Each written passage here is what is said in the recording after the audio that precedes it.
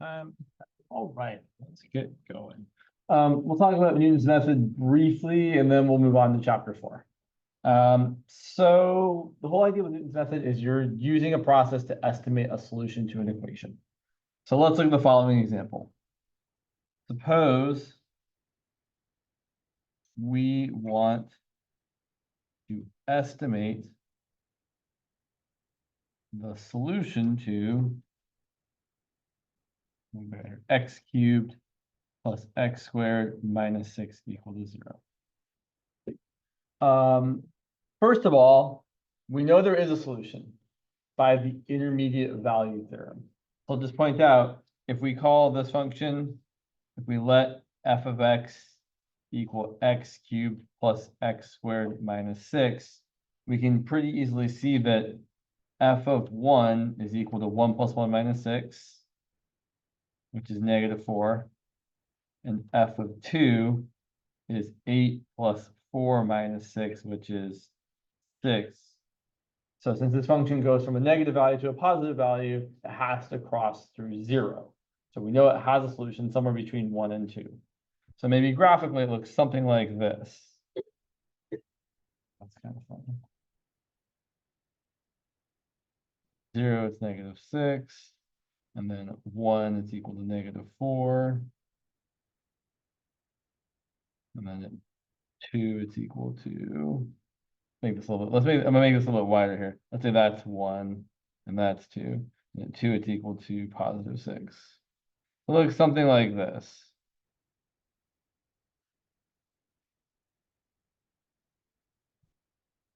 So that's somewhere between 1 and 2, there's a solution.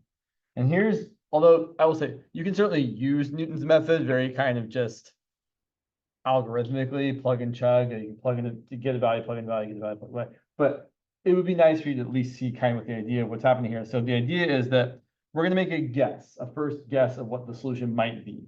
I'm going to guess, let's guess that our first solution is going to be x sub 1 equal to 1. And then although there is a formula for x sub 2, I'll point out that, and in fact, I'll write it down even. The next guess we're going to get is going to be, actually, I don't remember what it is. Let's derive it. I really actually don't remember what it is. So here's the idea. You're taking your first guess, then you're finding the corresponding y value. So this point here is 1 comma f of 1. And then from that point, you're going to draw the tangent line to the curve and see where it crosses the x-axis. And that value right there, that's your next guess. So that x2 is your next guess for your solution to this equation. And there is some, in fact, sure, we can do the work. So this point here is x2 comma 0. This point here, if I write it more generally, is x1 comma f of x1.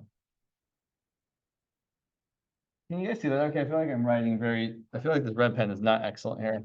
Sorry, that's x1 comma f of x1. And I'll point out that the slope of this line, well, we can find the slope in two different ways. We can either find the slope between 2 points, so the difference in the y's over the difference in the x's, but it's also equal to the slope of the tangent line, which is the derivative at the point x1.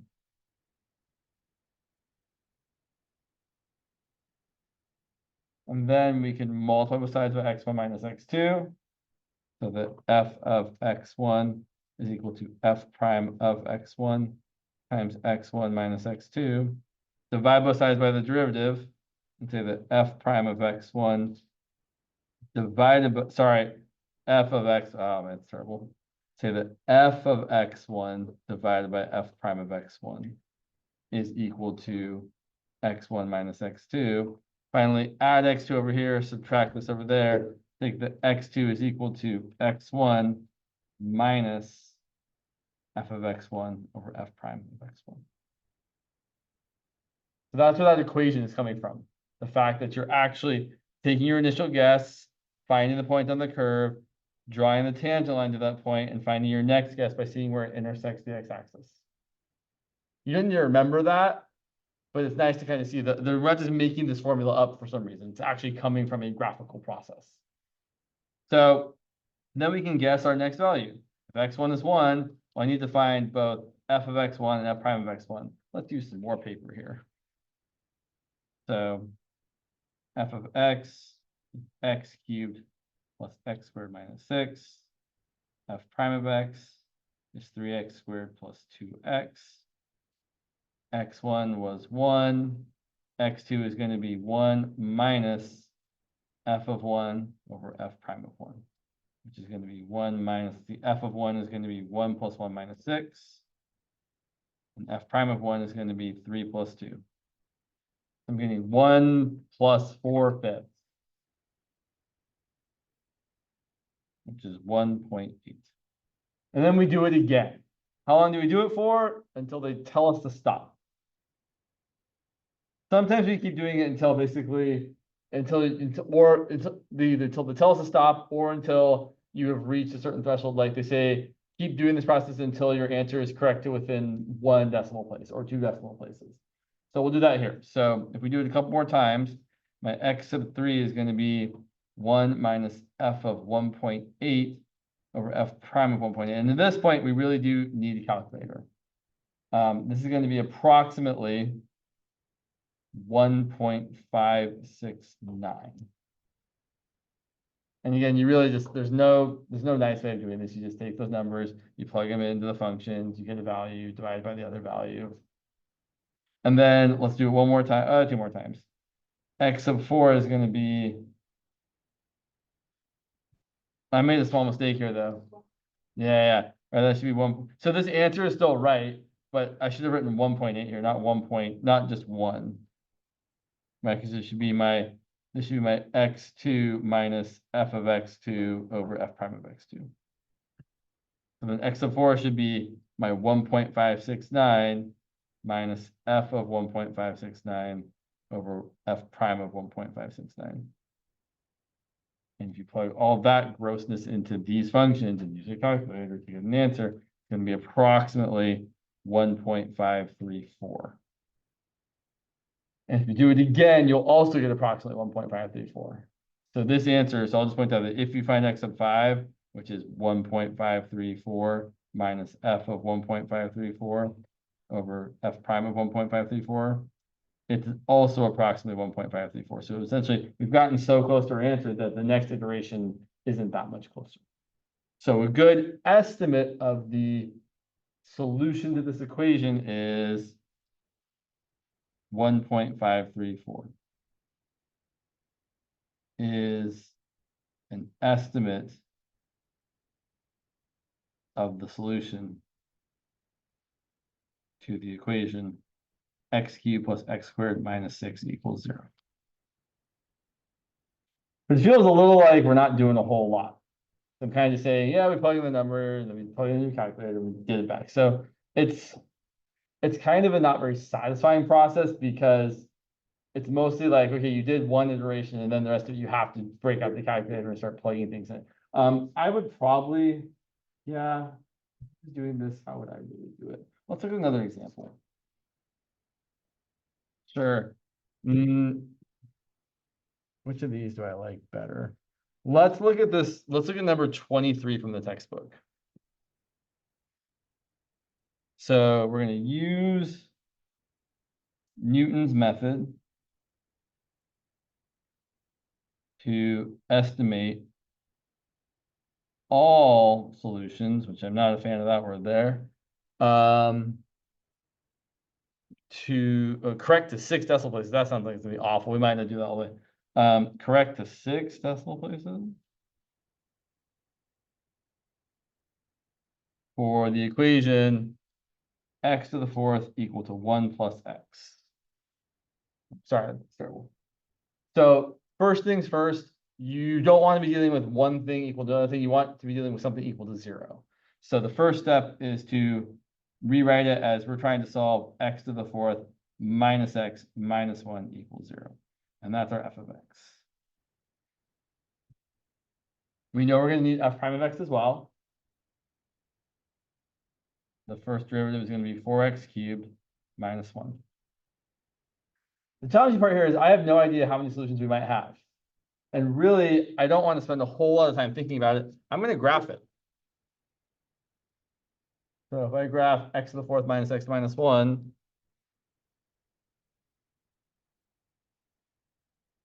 let's say there's two solutions. Let's say there's one between 1 and 2 and one between -1 and 0. So let's look at the one between 1 and 2. And if I had to pick a number for a first guess, I should try to pick the number that's closer to the actual answer. So it looks like I should probably guess x1 equal to 1, because that's the one that's closer to the actual solution of approximately 1.22074. Okay. So do I want to leave this up? I kind of want to leave this up. Yeah, maybe I will. That looks much less bright. So then our x1 is going to be 1. Question. Then what I would do is I would start testing some points and try to use the intermediate value theorem to find where I had solutions. So I would probably try plugging in, like, I would look at over here, f of 0 is equal to 0 minus 0 minus 1. F of 1 is equal to 1 minus 1 minus 1. F of 2 is equal to 16 minus 1, 16 minus 2 minus 1, which is 14, 13. And so there I can see, oh, there's got to be a solution between x equal to 1 and x equal to 2. And you could make either guess as your first solution, but looking at this, I'm going to pick the guess whose y value is closer to 0, because I'm pretty confident that that's going to be the closer number. So getting x1 equal to 1, and then our x2 is going to be 1 minus f of 1 over f prime of 1, which is going to be 1 minus, let's see, f of 1 is 1 minus 1 minus 1. F prime of 1 is 4 minus 1. I'm getting 1 plus 1/3, which is 4/3. So then things are going to get kind of gross at this point on. So here's what I would recommend doing. So I'm going to write this out first. It's going to be 1 minus, sorry, not 1, 4/3 minus f of 4/3 over f prime of 4/3. And what I would recommend doing is probably using Desmos. So there's my function. Let's call this, maybe I want to call this f of x. Oh yeah, have you guys seen this before? If you graph f of x, you can just like type f prime of x. If you type it correctly. Oh, or maybe not. Maybe I'm just doing it all kinds of wrong. I've seen someone do this before. You can just like type the derivative. And oh my God, holy smokes. Maybe someday ever. Sorry, it's hard to do it when you can't see the graph. And it'll graph the derivative for you. Kind of cool. But you could also just actually write it out, right? You could write g of x equal to 4x cubed minus x minus 1. Same function, right? Kind of neat. Someone showed me that. I was like, wow, that's cool. Had no idea. So then for each of these, we could, I guess the table is probably useful here. So yeah. Yeah, and I would like one down here too. So we can just start plugging in the value. So like, there's got to be a better way to do this where you can like get a whole bunch of stuff over here, but I'm not so good at this. So like, we want x to be 4/3. The y value is gross, right? So I'm going to write this down here. This is going to be 4/3 minus 0.82716 divided by my f prime, which is going to be, see, it's so awful. I think this is, I'm not a fan. Oh, sorry, not there. Jeez. Sorry, it's hard to see the things.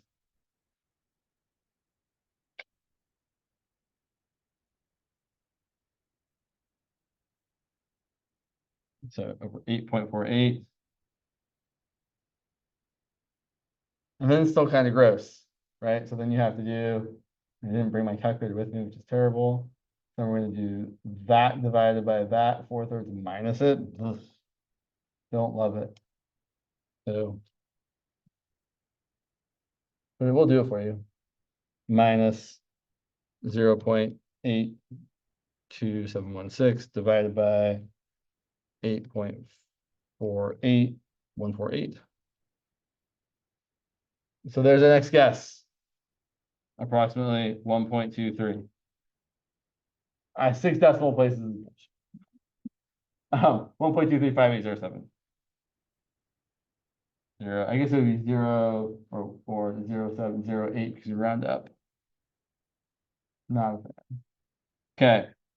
And then you would do that like too many more times, right? But that's the idea, is that you are taking that value and just plugging it into this thing again and again and again, very much like a recursive sequence, right? Where you get a value for the sequence and then you plug that value into the formula to get the next value, and you keep doing it until you have a reason to stop. Question.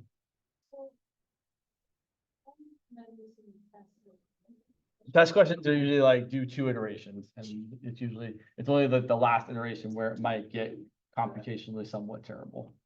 But yeah, so usually on an exam, you can't really make these that bad because they just get gross really quick. Yeah. I don't think there's a lot more to say about that. Yeah, there really is. So Newton's method.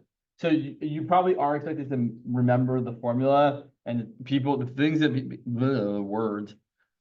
that get people caught up are remembering that it's a minus sign here, and it's F over F prime, not the other way around.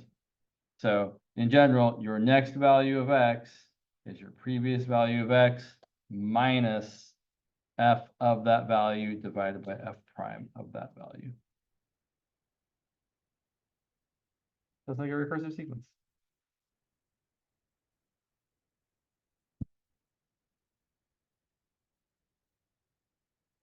All right. Let's move on. Has Dr. Liddell talked about the mean value theorem? No. Okay, cool. We'll come back to that if we need to.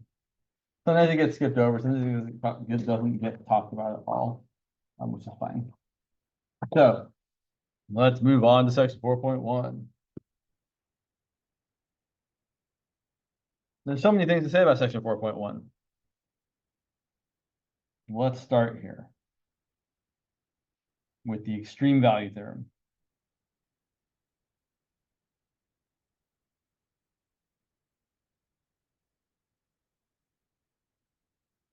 So all this extreme value theorem is going to say is that if you have a function that's continuous on a closed interval, it has to have a maximum and a minimum. That's it. So let's write it out in words though. So here's the official words. If f of x is continuous on a closed interval, typically expressed as bracket a comma b bracket, then f of x has an absolute maximum and an absolute minimum.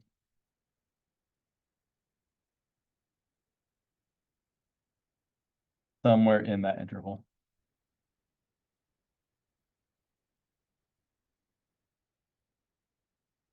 Let's look at some examples.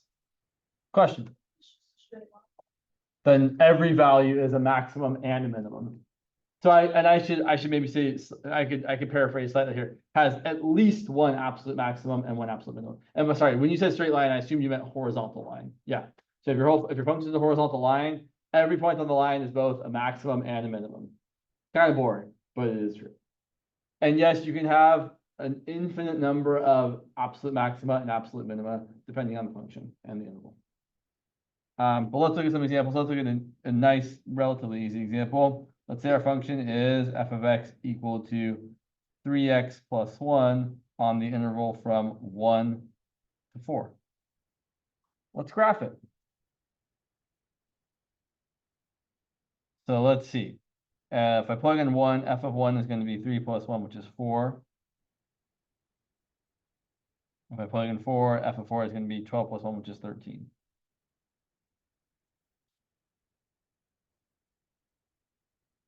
There's my function on its closed interval.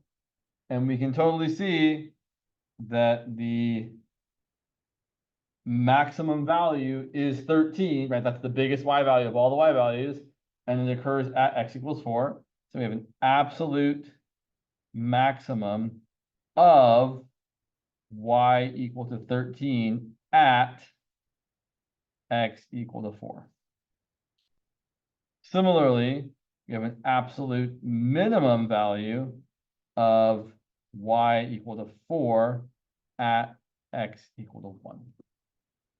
So the maximum or minimum value is the function value, the output, and it occurs at the x value, the input.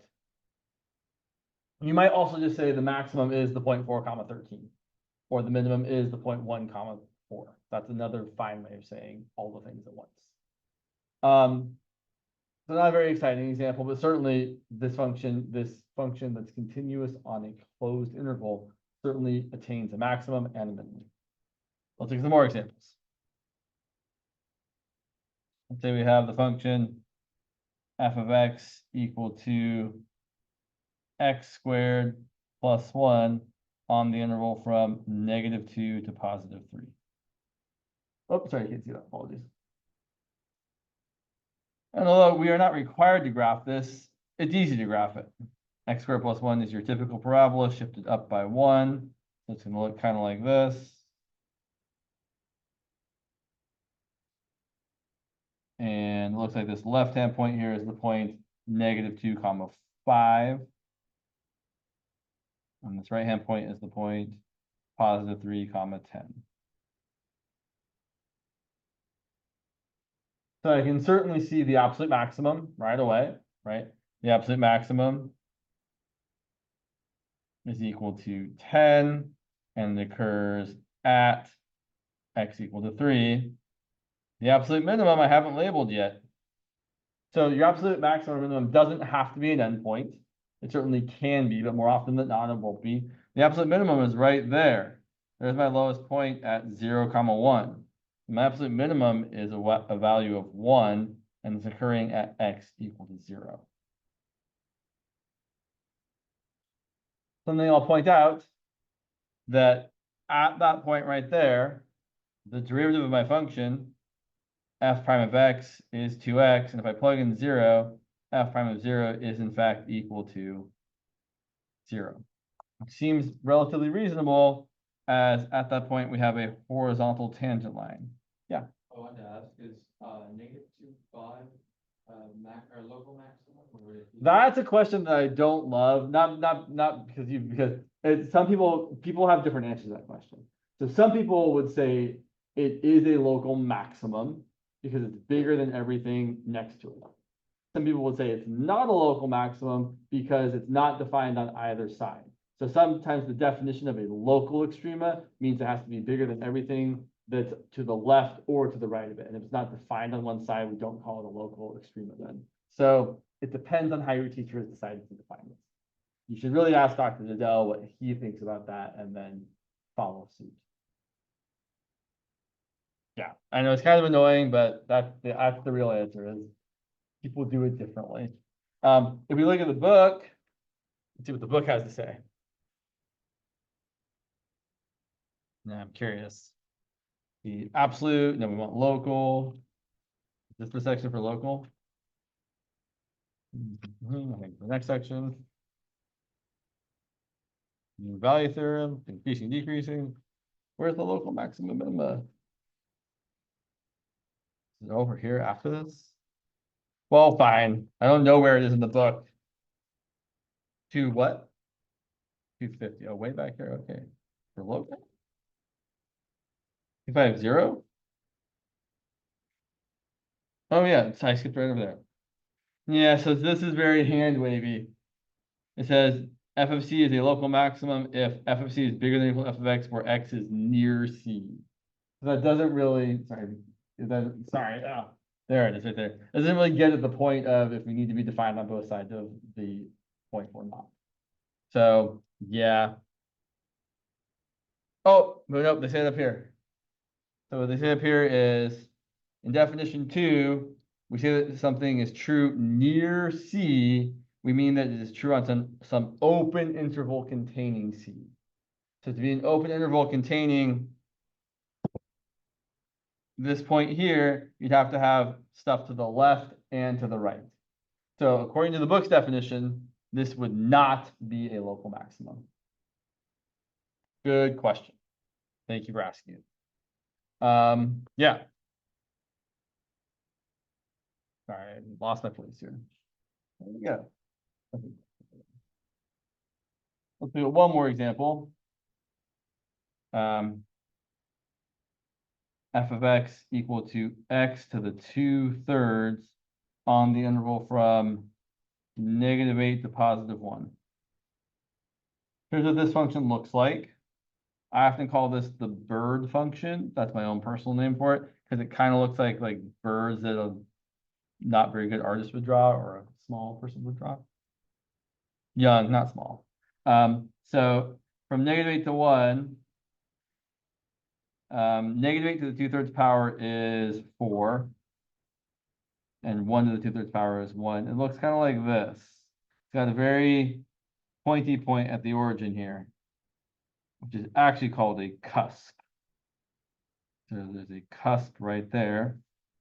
And I'll point out that over here at -8, 4, we have a maximum value, an absolute maximum value, which is equal to 4 at x equal to -8. And we have a absolute minimum value, which is equal to 0 at x equal to 0. So the point of these three examples was to show you that you can either get an absolute maximum, or really I should say an absolute extremum at an endpoint, or at a place where the derivative is equal to 0,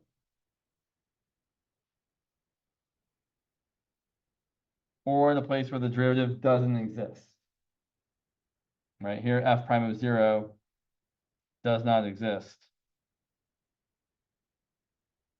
Right, because if you take the derivative of x to the 2/3, the derivative is 2/3 x to the -1/3, which is the same as 2/3 times x to the 1/3 power. And if you plug in 0 there, you get division by 0.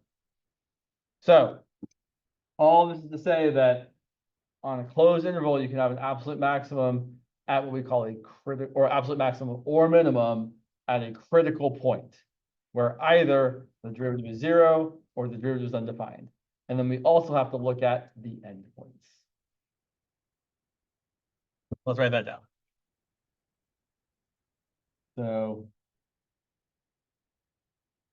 absolute maxima and minima points of f of x on a closed interval from A to B occur at either endpoints or critical points.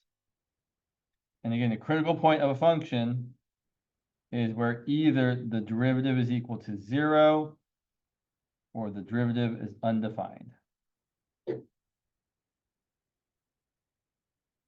Both qualify. We'll talk more about the undefined derivative stuff in a minute here. What else I want to say here? Oh yeah, I should also mention, just looking back at those two examples for a minute here. This second example certainly does have a local minimum right there as well. So in addition to being an absolute minimum, that point is also a local or relative minimum, because like the definition says, that y value there is lower than all the y values next to it. Same deal down here. That point right there is also a local minimum for the same reason. It's smaller than all the things that are immediately next to it.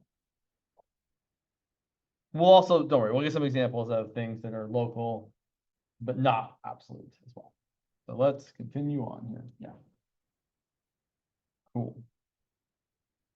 So let's look at some more examples. So the general idea for finding the absolute maximum or minima is not to graph the thing, right? Graphing the thing is usually not the way to go. What we usually want to do is we want to find all the candidates for the local maximum or local minimum, and then plug those critical points or endpoints into the original function to see which one has the biggest value, which one has the smallest value. So that's our process. So let's find the absolute, we usually abbreviate absolute with ABS, the absolute maximum and minimum of f of x equal to the square root of x over x plus 1 on the interval from 0 to 4. And the first thing to do is to find the critical points. So we're going to find critical points.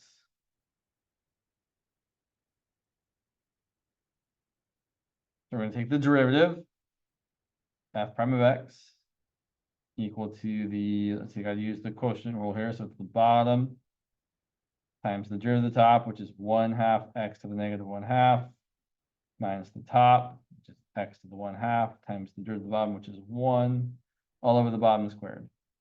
And definitely, now that we're trying to set something like this equal to 0, we definitely have to factor. So from the top, I'm going to factor out an x to the negative 1/2. So I'm going to have here an x to the negative 1/2 times, here I'm going to have a 1/2 times x plus 1. Over here, I'm going to have a minus x to the first, all over x plus 1 squared. Keep going. Yeah, sure. Let's distribute the 1/2 here. So I'm going to have my x to the negative 1/2 times 1/2 x plus 1/2 minus x all over x plus 1 squared. I'm going to bring this down to the bottom and write this now as x to the positive 1/2 times x plus 1 squared. And on top I have 1/2 x plus 1/2 minus x. 1/2 x minus x is minus 1/2 x. So I have a 1/2 minus 1/2 x. And if I set that equal to 0, well, when I'm setting a quotient equal to 0, I'm only concerned with where the numerator is equal to 0. I don't want to divide by 0, but I do want the top to be 0, because 0 divided by not 0 is 0.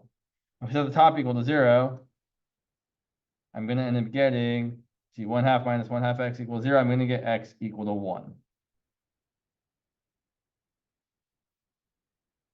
I also have to consider what makes the derivative undefined.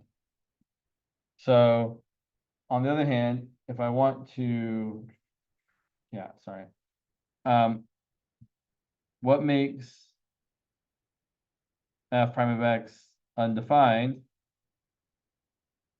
Well, that's where the denominator is going to equal 0. So if I set the denominator equal to 0, I'm either going to get the square root of x equal to 0 or x plus 1 squared equal to 0. This one's going to give me x equal to 0. This one is going to give me x equal to negative 1. Let's talk about that one for a second. One of these values is actually a critical value. One of them is really not. So for lots of reasons, actually. So I kind of forgot about the square root of x up there. X equals negative 1 isn't a critical value because it's not in the domain of the original function. Right? You can't even, right, first of all, you can't plug it into the denominator, but you can't even plug it into the square root either. So to be an actual critical value, whether or not you're making the derivative equal to 0 or making the derivative undefined, that critical value has to have an x value that is in the domain of the original function. There's better examples of this later, though. So now that we have our critical values and our endpoints, which were 0 and 4, we're just going to plug all of those into the original function and see which one gave us the biggest value and which one gave us the smallest value. Let's do it. So let's take some room up here, since we have room up here. And I need to zoom back. Let me zoom back. So plugging into our function f of x equals the square root of x over x plus 1, f of 0 is 0 over 0 plus 1, which is 0. F of 1 is 1 over 1 plus 1, which is 1/2. F of 4 is the square root of 4, which is 2, over 4 plus 1, which is 2/5. So it looks like 1/2 is the biggest, 0 is the smallest, and 2/5 is in the middle. So looks like our absolute max is equal to 1/2 at x equal to 1, and our absolute minimum is equal to 0 at x equal to 0. And this is the typical process for finding the absolute maxima and minima of any function. You find the critical points. You then test your critical points and your endpoints in the original function to see which one's the biggest and which one's the smallest.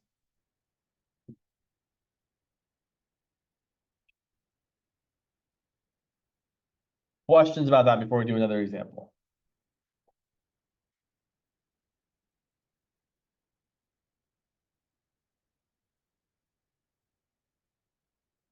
Okay. Let's look at some more stuff. Let's say we want to find absolute maxima and minima of f of x equal to x cubed minus 6x squared on the interval from -1 to 7. So same process. We're going to start by finding the critical points.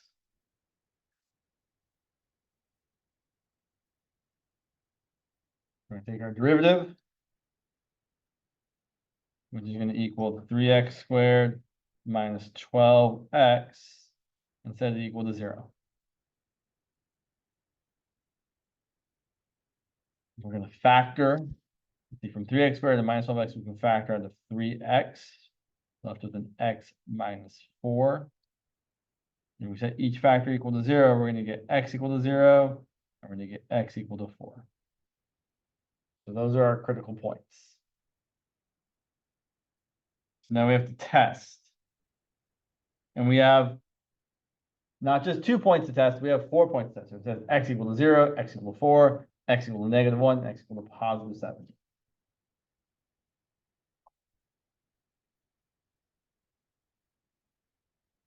So let's do it. This is actually, we'll talk about this in a second. So let's say if I want to plug in 0, and again, my function over here is f of x equal to x cubed minus 6x squared. Plugging in 0 is easy enough. We get 0 minus 0, which is 0. Plugging in 4 cubed minus 6 times 4 squared. So there's something we can do here to make our lives a little bit easier, and that's to factor this before we plug in. I would much rather write this as x squared times x minus 6. So then when I plug in 4, plugging in 4 gives me 4 squared times 4 minus 6, which in my opinion is easier to calculate. That's going to be 16 times -2, which is -32. Keep going. F of -1 is going to be, I can plug it into either one. Let's plug it into the factored form. It's going to be -1 squared times -1 minus 6, which is +1 times -7, which is -7. And finally, f of 7 is going to be 7 squared times 7 minus 6, which is 49 times 1, which is 49. So we can see here that 49 is the biggest value, and -32 is the smallest value. So we would say that we have an absolute minimum, which is -32 at x equal to 4, and an absolute maximum, which is +49 at x equal to 7.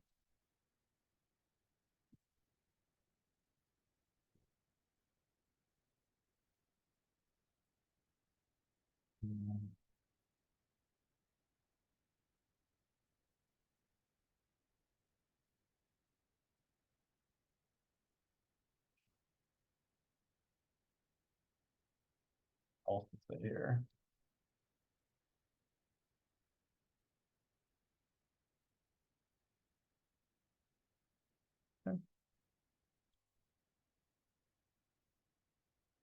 So finding absolute maximum minima is not too bad. You do have to remember that you're plugging your critical points and your endpoints back into the original function to see which one is the biggest value, which one is the smallest value. More generally though, we kind of just care a lot about being able to find critical points.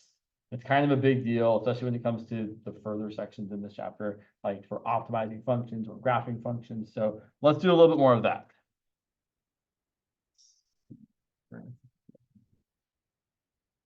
So I'm going to find critical points for, sure. F of x equal to sine of x plus cosine squared of x on the interval from 0 to pi. So, same deal. Got to take the derivative, which is going to be cosine of x, and then, okay, we got to use the chain rule here.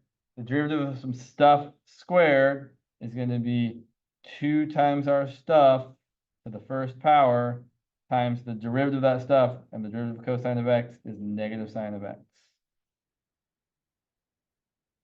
I should point out, we really should be thinking about whether this is either equal to 0 or undefined, but I'm not writing down equals undefined or thinking about undefined because we know that both sine of x and cosine of x are defined everywhere. So if you know your function doesn't have any places where it's undefined, you don't really need to think about that at all. All right, let's see. I'm trying to solve this equation equal to 0. I'm going to factor out what I can. I'm going to factor out cosine of x, bless you. And I'm left with a 1 here and a minus sine of x times 2 over here. So I'm going to set each factor equal to 0. I'm either going to set cosine x equal to 0 or 1 minus 2 times sine of x equal to 0. Cosine x equals 0 when x is equal to pi over 2. This one here, if I solve for sine, 1 is equal to positive 2 times sine of x. 1/2 is equal to sine of x. And there are 2 angles between 0 and pi where sine of x is equal to 1/2. We're going to get x equal to pi over 6 and x equal to 5 pi over 6. So those are our critical points, or well, those are our critical values. And the reason there's a difference there is the critical value is just the x value. The critical point would be the point if I plug back in the x value to the function to get the y coordinates. So our critical values are x equal to pi over 2, pi over 6, and 5 pi over 6.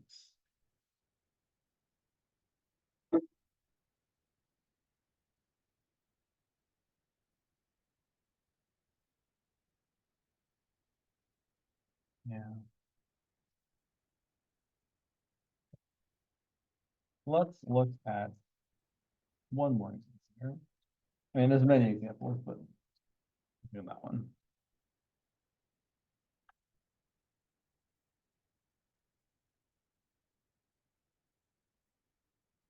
Okay, f of x equal to, I forgot what my example is. Sorry, there's an example I have in my head that I really like, but I'm not remembering what it is right now. It went away.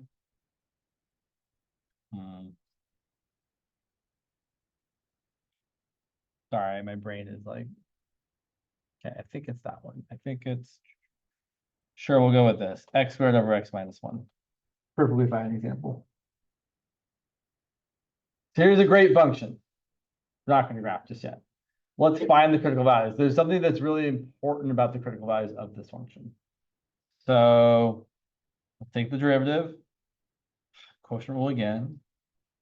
It's going to be the bottom times the derivative of the top minus the top times the derivative of the bottom, all divided by the denominator squared. We're going to simplify the numerator. So I'm going to distribute the 2x here and get 2x times x, so 2x squared, minus 1 times 2x, which is minus 2x, minus x squared, all over x minus 1 squared. And then simplifying the top even further, 2x squared minus x squared is just x squared. Still minus 2x, all over x minus 1 quantity squared. And then factoring the top, I have x times x minus 2 over x minus 1 squared. So if I set this equal to 0, I can see that there's going to be two solutions. Either x equal to 0 or x equal to positive 2. If I set this equal to, well, not equal, if I look for where this is undefined, what value of x makes this first derivative undefined? Show me on your fingers. Right, exactly. So here's the question. Is x equal to 1 a critical value? It is not. It's really important to know why it's not. It's not a critical value because it's not in the domain of the original function. Now, here's the deal. Is it a critical value? No. Is it important to consider? 100%. So later on, when we start drawing the sign chart for the derivative to help us graph a function, even though x equals 1 isn't a critical value, it's still a very important value of x. It's a place where we're going to have a vertical asymptote. And so that should go on the sign chart for your function, for your first derivative, for your second derivative, every time, because it's always going to be a place where the sign could change.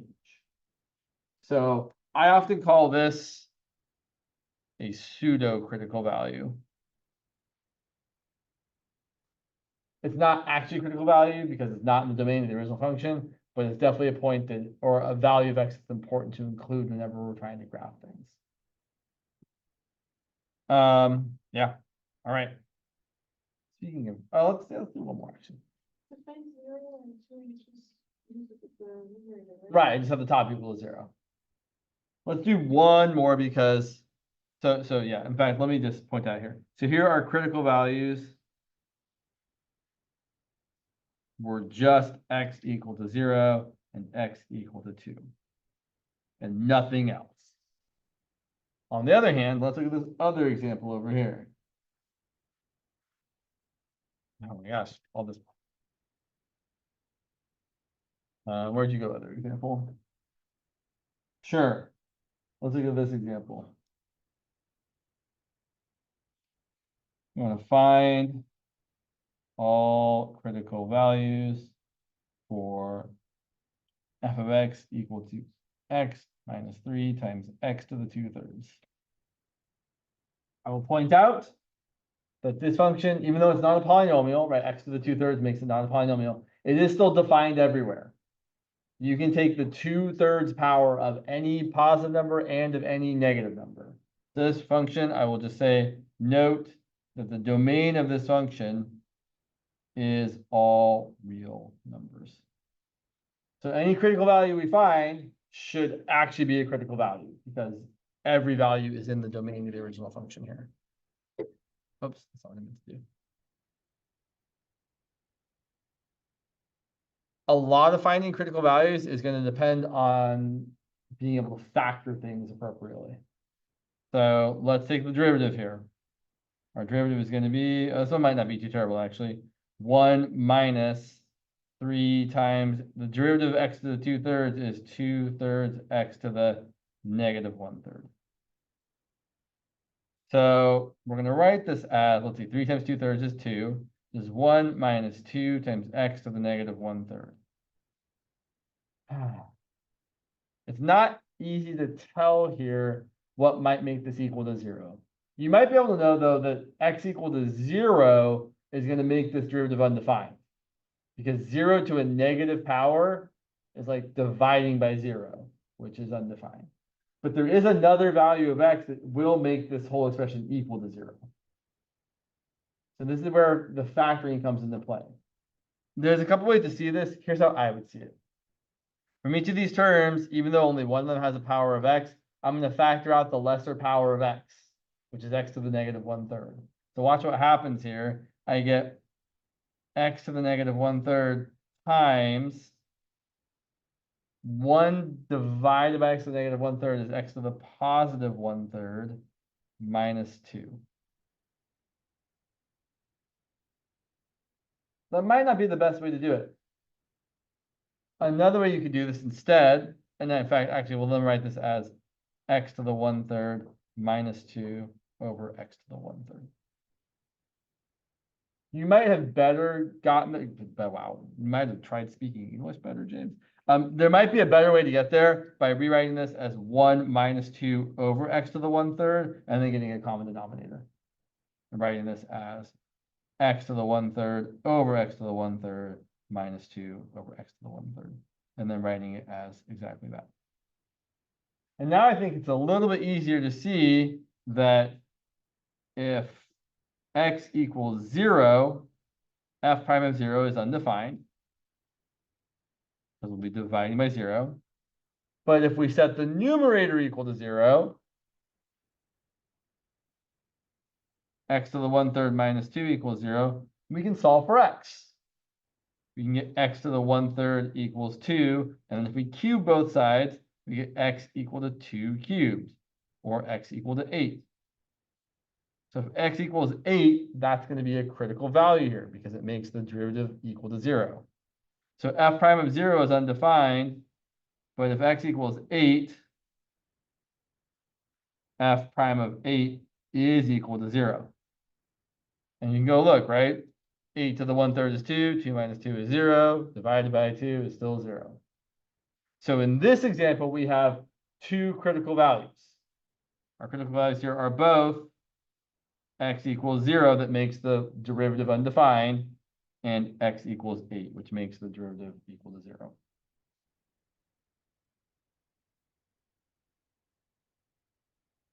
I'll just point out, because I think it's worth seeing, here's what this looks like. Here's a very basic graph of this. At 0, you have a cusp. So the graph kind of looks like this. It looks very pointy at the point 0, 0. And then over here at 8, it's going to bottom out and kind of look like that. So here's the point 8, comma, whatever. And here's the point 0, comma, 0. A relative minimum, right, because that point's lower than everything next to it, where this derivative is 0, and a relative maximum where the derivative is undefined. Again, there's more to graphing it than just doing that, but like I just thought it would be nice to see the graph. So you'd be like, oh yeah, these things actually have meaning, and whether your derivative is equal to 0 at the horizontal tangent line or undefined with a cusp or a corner, you can still have a relative extrema there.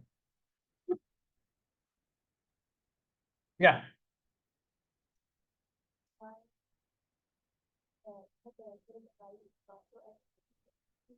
Sure. So I was maybe a little bit quick to say it. So if you look, so there were two ways I said it, actually. So just looking at this, you can jump to the conclusion that x equal to 0 is a place that makes the derivative undefined. So you plug in 0, you're going to get 0 to a negative power. And 0 to a negative power is undefined. But if you did the simplifying and got over to this expression here, you could say, okay, well, we want to find two things. We want to find where the derivative is 0. And to do that, we set the top equal to 0. We also want to find where the derivative is undefined, which means we're going to set the bottom equal to 0. So if we set the denominator x to the 1/3 equal to 0, we end up getting x equal to 0. That's how we're getting there. So typically, especially if you have a quotient, you can find where the derivative is 0 by setting the top equal to 0, and find where the derivative is undefined by setting the bottom equal to 0. And sometimes that'll lead you to critical values for both of those. And sometimes you'll get what I like to call a pseudo-critical value, because setting x equal to 1 here was not in the domain of the original thing to begin with. So just be a little bit careful, right? 1 is not a real critical value here, because it's not in the domain of the original function, even though it makes the derivative undefined, because when you plug in 1, you get division by 0 over here. On the other hand, 0 here totally is a real critical value. because when you plug in 0 to the derivative is undefined. When you plug in 0 to the original function, you totally get a value. It's 0. So actual critical value here, not a critical value in the previous example. Cool. What else to say here? Yeah.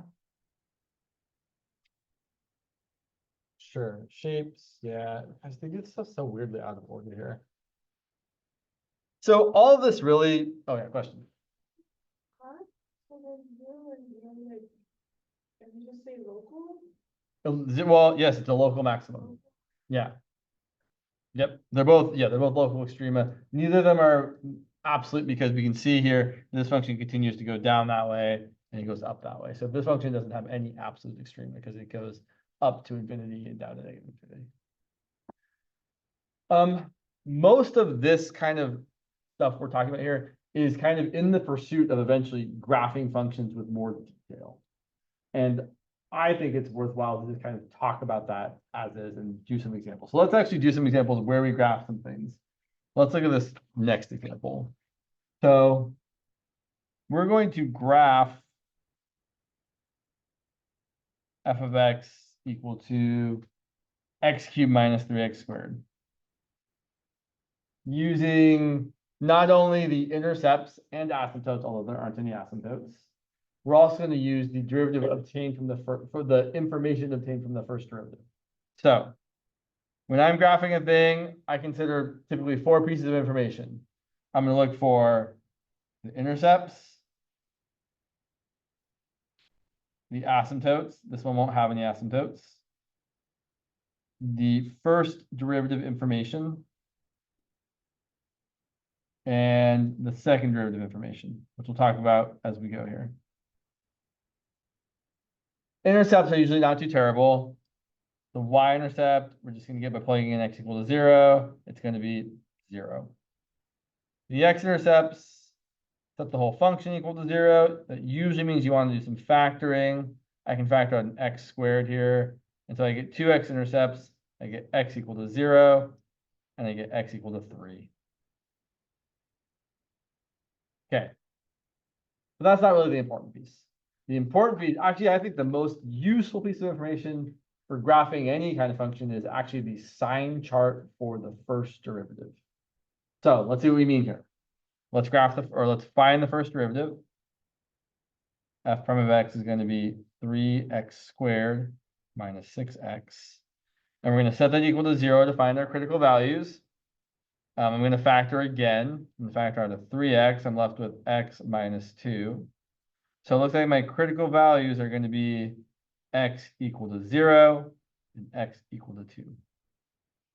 And then very importantly, I'm going to plot those on a number line.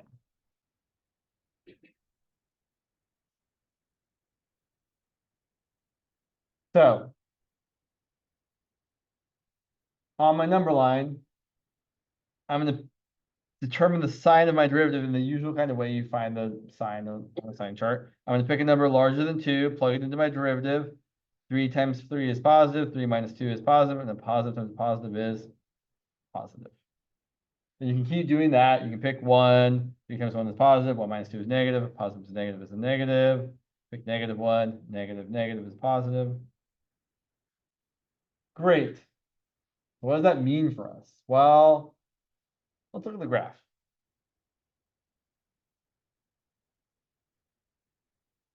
So let's plot what we know. We know some x-intercepts. We have the point 0, 0. We have the point 3, 0. We have some critical points, but I guess we could just try to figure out if they're maxes or minimums or something, right? So how do you determine if a critical point gives you a maximum, a relative maximum, a relative minimum, or neither? Well, it's all about the sign chart. So here's what we're saying here. And I guess I haven't said the thing about monotonicity here.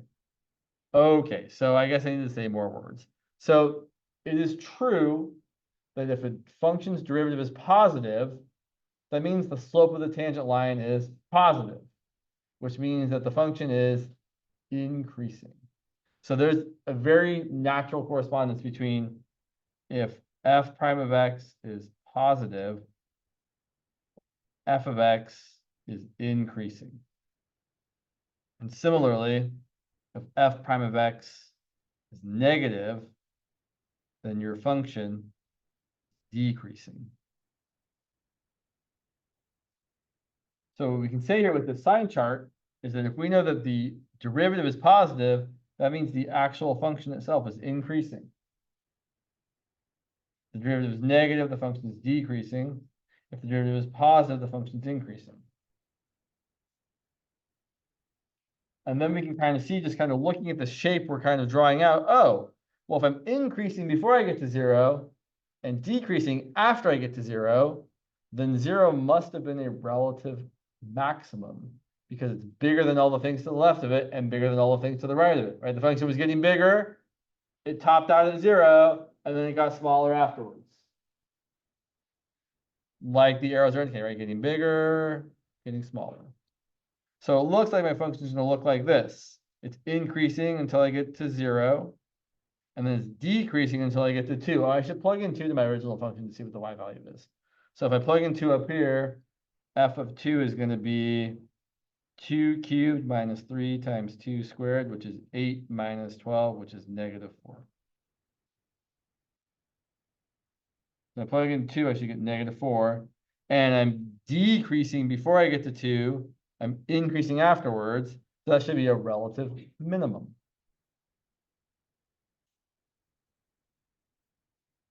And then I'm increasing forever. So there's the graph of my function. I have a relative minimum at 2 comma negative 4. I have a relative maximum at 0 comma 0. And so there are a lot of words we could write about how to find a relative max or relative min, but this is really it. To find a relative maximum, you find the sign chart for the derivative, and if your sign goes from left to right, positive to negative, you have a relative maximum. If from left to right you go from negative to positive, you have a relative minimum. The whole gist, really, for finding relative max or mins, using what's called the first derivative. Yes. Second. We did not use the second derivative info at all yet. I was about to say that. So I will say the first derivative info to me is the most meaningful as far as showing me the shape of the graph. I knew that the graph was increasing until I got to that point, decreasing until I got to that point, increasing until I got after that.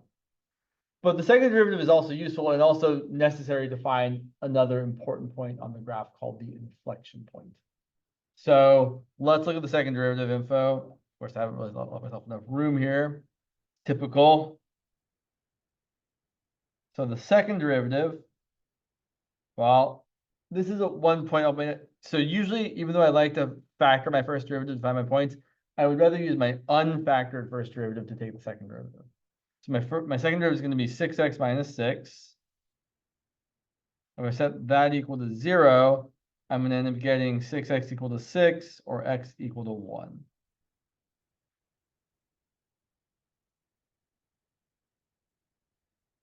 And if we look at the sign chart for the second derivative, sorry, you can't quite see that. If I pick a number larger than 1, like 2, f double prime of 2 is going to be 12 minus 6, which is positive.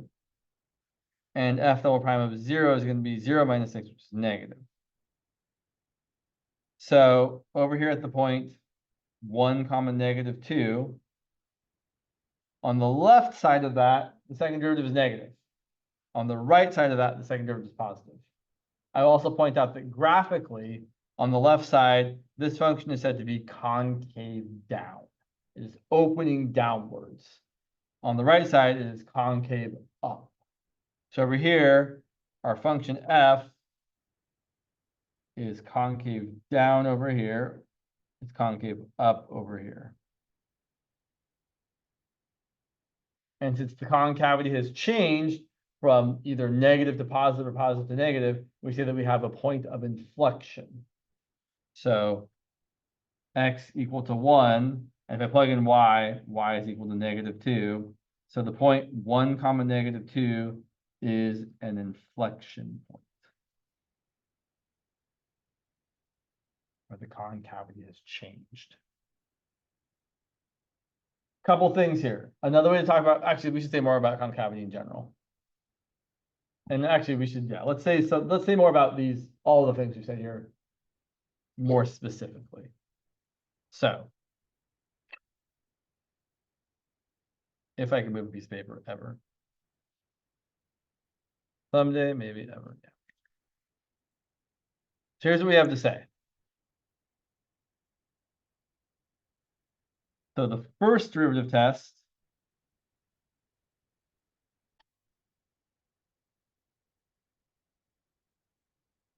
is is one way you determine if you have a local maximum or minimum. There is another way of doing it, but it's not as good, I think. The first derivative test just says for a critical value C of your function f of x,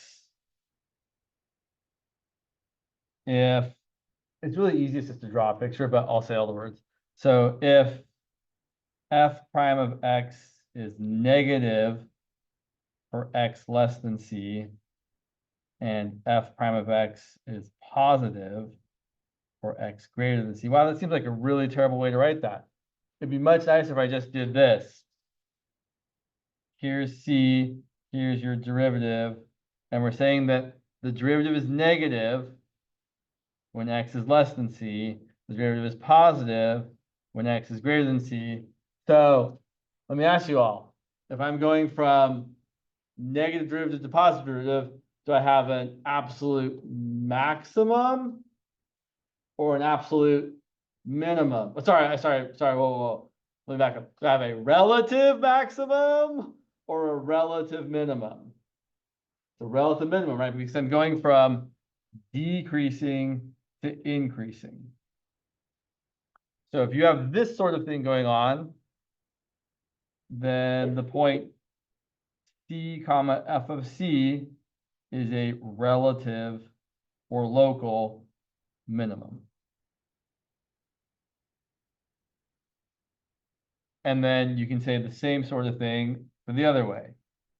If f prime of x is greater than 0 for x less than c, and f prime of x is less than 0 when x is greater than c, or again, drawing the nice picture, at your critical point c, the derivative is positive on the left, negative on the right, which means the function is increasing, then decreasing. Then we have a relative maximum at c comma f of c.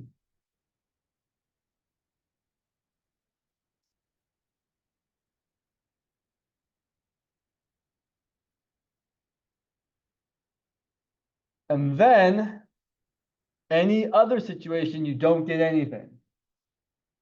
I'll just point out, right? You might not have a sign that changes from plus to minus or minus to plus. It might be plus plus or minus minus. So if you have something like this, where your critical point, your derivative is positive on both sides, or for your derivative at your critical point, your derivative is negative on both sides, nothing. You get no extrema. Sorry. A great example of that is the function f of x equal to x cubed. This function certainly has a critical point. Critical point is going to be, well, if you set the derivative equal to 0, you're going to end up getting x equal to 0. So our critical point is just the origin. But if you draw this thing, well, you don't even have to draw it actually. If you do the sign chart for the first derivative, you can see that, well, there's my critical point at 0. And whether x is positive, x squared will be positive, my derivative is going to be positive. Or if x is negative, my derivative is still going to be positive. My function is going to be increasing. So I don't have a relative maximum or a relative, bless you, minimum at the origin. Bless you again.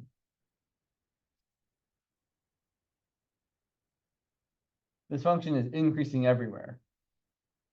So we would say that f of x is increasing on the interval from negative infinity to infinity.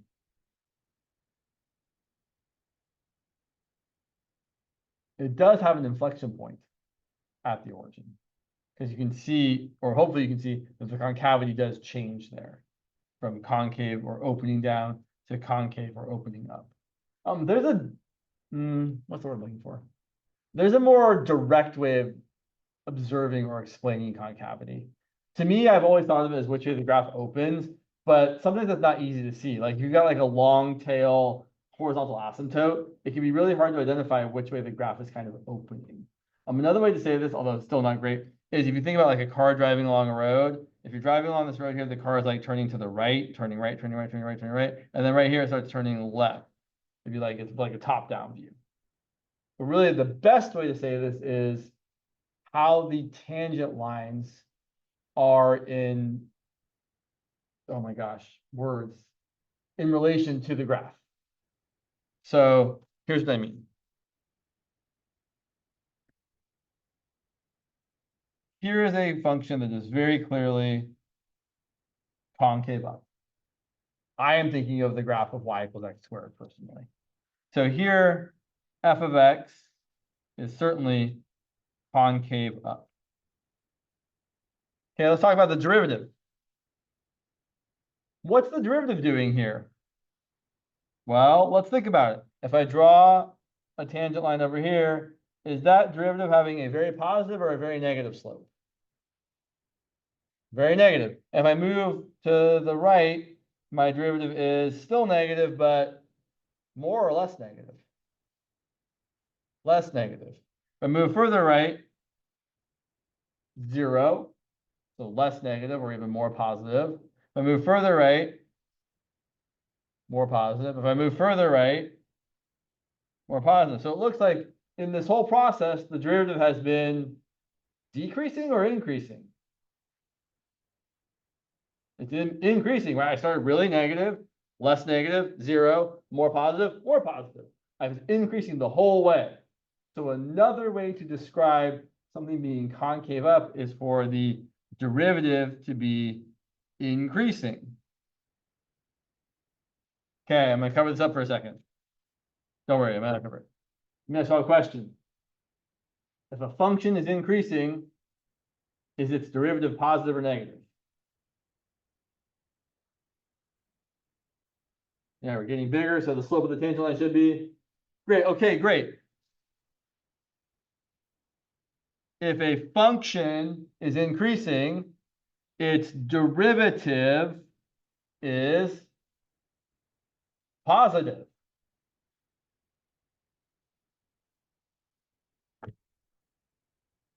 All these things mean the same thing. They're all equivalent statements. The function is concave up, the first derivative is increasing, the second derivative is positive. So the way we determine if a function is concave up is by looking at the sign chart for the second derivative. And if the sign is positive, the function is concave up. Sign is negative, the function is concave down. So a good example of this is like f of x equal to x squared. The derivative f prime of x is 2x, which is increasing, right? If you think about the graph of 2x, it's certainly a line that is increasing from left to right. And then the second derivative is always positive. F double prime of x is 2. And then in the same sort of way, if you have something that's concave down, the same things are true. Here, f of x is concave down. And the derivative is decreasing. It started off very positive, it got less positive, 0, negative, more negative. So f prime of x is decreasing. And then the second derivative, well, the derivative of the derivative has to be negative. Because it's just saying, how is this function changing? Oh, it's changing in a negative way. So when I think about graphing something that's concave up or concave down, I really actually don't think, to be honest, I don't think about the concavity until after I've already graphed it, really. But notably, here's the easiest way to describe concavity, I think. If a function is concave up, the tangent line should be below the function. The function is concave down, the tangent line should be above the function. It's always true. And then at a point of inflection, the tangent line actually goes through the graph. So like in this previous example here, this graph definitely, so actually let's finish this off here. So we take the second derivative, it's going to be 6x, set that equal to 0. We also get x equal to 0. So here's our second derivative sign chart. And then we can see that if x is positive, the second derivative is also positive. So it's concave up. And if x is negative, the second derivative is negative, so it's concave down. So we certainly do have an inflection point at the origin. And you can see, hopefully my graph is decent enough, that all the tangent lines over here where it's concave down are above the graph. All the tangent lines over here where it's concave up are below the graph. And right here at the origin, the tangent line is actually the x-axis, and it goes right through the function. The left side having to be above the graph, the right side having to be below the graph. Kind of neat. Okay, so yeah, cool. Let's do one more example. So these are the things we're looking for when we're graphing stuff, right? We're trying to find the usual like intercepts and asymptotes, and then also the first derivative stuff to help us find any relative maximums and minimums, and the second derivative stuff to help us find any inflection points and look at the concavity. Let's look at one. Yeah, we got time for one more example. Sure. Yeah. Oh yeah, this is a good example. Yeah, we got enough time. Still some relatively straightforward examples because they're both polynomials. So let's say we want to graph f of x equal to x to the fourth minus 4x cubed. I will also point out, just like the previous example, it's a polynomial, so there aren't going to be any asymptotes. No vertical, no horizontal. So let's find the usual things. Y-intercept is going to be the origin, because if x is 0, y is going to be 0. X-intercepts, we're going to factor. X cubed times x minus 4 equals 0. So we get x equal to 0 as an x-intercept, and x equal to 4 as an x-intercept. Let's find all the first derivative stuff.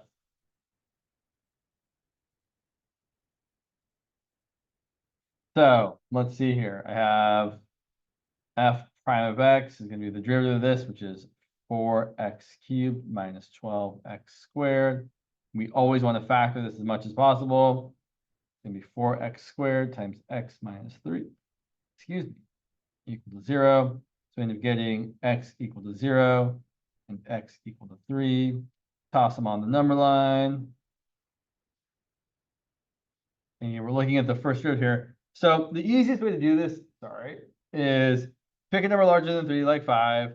4 times 5 squared is positive, 5 minus 3 is positive, the whole thing's positive. And then instead of keeping on plugging in numbers, you can tell the sign is going to change or stay the same based on the power of the factor that the number came from.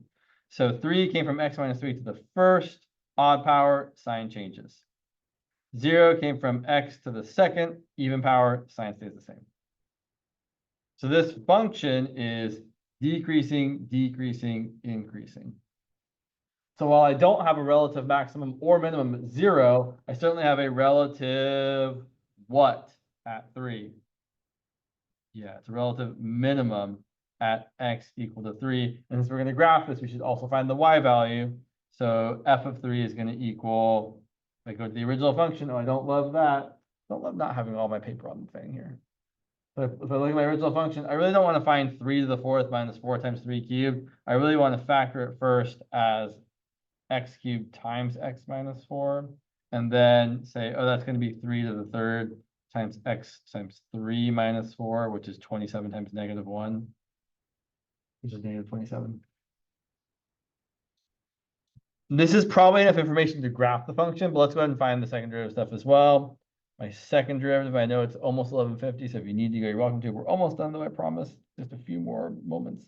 Second derivative is going to be 12x squared minus 24x. Factor out a 12x. You're left with x minus 2. So our critical values for the second derivative are x equal to 0, x equal to 2. Put those under number line. and pick a number bigger than 2, like 5, positive, positive. And then each of these critical values came from factors with odd powers. So the sign's going to change both times. So the function is concave up, concave down, concave up, meaning we have an inflection point at both the origin at x equal to 0 and f of 0 equal to 0, as well as the point x equal to 2. So x equal to 2, and the function value there, f of 2, is going to be 8 times negative 2, which is negative 16. So putting it all together, wow, that's not the best, James. We got 0, 0, 1, 2, 3, 4. We have 4, 0 as our intercept. And then the y-axis, or the y-axis is going to be not quite to scale here. I know I have a minimum at 3, negative 27, so somewhere like down here. And then I have my inflection point at 2, negative 16, so maybe like right about there. But really what I'm going to do now is I'm going to look at that sign chart for the first derivative to help me graph it. So I know until I get to the point 0, 0, it's decreasing. It's also concave up, so it's going to look like this kind of. At 0, 0, it's going to flatten out, and then it's going to turn around and become concave down, but still decreasing.